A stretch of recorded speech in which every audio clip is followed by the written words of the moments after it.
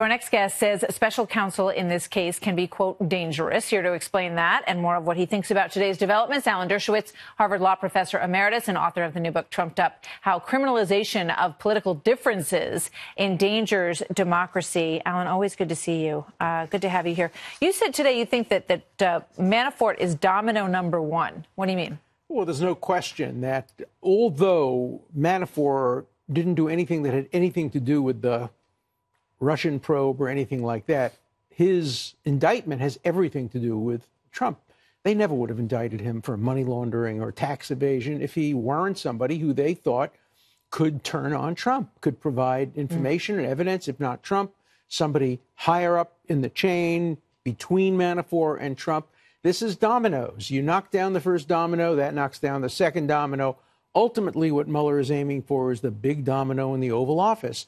I don't think they're going to get him. I don't think they have anything because collusion, even if it were to be established, isn't a crime. You have to find something that actually violates a federal criminal statute. I don't think they're even close to that. You say that Kushner could be one of the dominoes to fall here? Look, anybody who is close to Donald Trump at this point. But based on what? Is a target. They're going to, in Kushner's case, they're going to maybe allege that he failed to disclose something on his form. Nobody's ever prosecuted for that. But if they could find anybody for jaywalking, that's what Mueller would do. The goal is to get somebody and squeeze and squeeze. Well, and that goes back to what you said initially, which, you know, having a special counsel is dangerous, whether you're a Democrat or you're a Republican, that's right. Because they're hired, they're spent a lot of money on, and they tend to sort of begin the process and keep pulling on the strings if they don't appear to be getting anywhere. You know, one of the points that's often brought up is that Bill Clinton didn't meet Monica Lewinsky till 18 months after the special prosecutor began the investigation. So this could go on and on. This could go on, and there are no limits to what an independent special counsel can do. And this shows that because all they're trying to do, this is what they do with the mafia. This is what they do with terrorist cases, with corporate crime cases. They find the low-hanging fruit. They find a guy who they can go after because his tax returns aren't perfect or something else, or he didn't file a form. Then they threaten him. If a civilian did that, it would be called extortion. But a prosecutor is allowed to extort, essentially.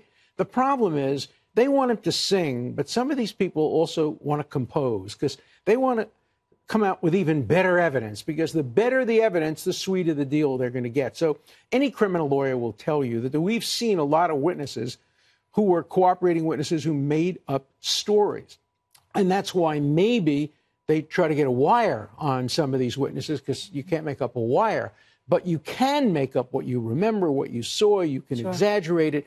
You know, as a civil libertarian, I've been opposed to this for years. I'm opposed to it whether the Republicans are doing it against Hillary Clinton or whether the Democrats are doing it against Donald Trump. I really think that criminalizing our criminal justice system, having the first recourse, lock her up, lock them up, endangers all of our rights and endangers democracy. And I hope we can pull back and stop doing that. If you don't like what Donald Trump did, don't vote for him. If you don't like what Hillary Clinton did, you know, put her in the wastebasket of history if that's what you think. But using criminal charges is a very dangerous thing. Alan Dershowitz, always good to see you. Likewise. Thank you, sir. Thank you.